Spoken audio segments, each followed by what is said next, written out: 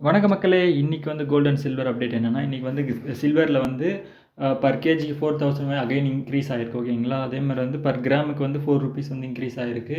அதாவது 3,00,000 வந்து ஒரு 2 டேஸ்க்கு முன்னாடி 3,00,000 வந்து கிராஸ் ஆயிடுச்சு. ஆனா குறையாம அப்படியே வந்து கோல்டு தான் நேத்து கொஞ்சம் குறைஞ்சுச்சு. பட் சில்வர் வந்து இன்க்ரீஸ் ஆயிட்டே தான் போயிட்டுருக்கு. அதே பாருங்க, இங்க பாருங்க.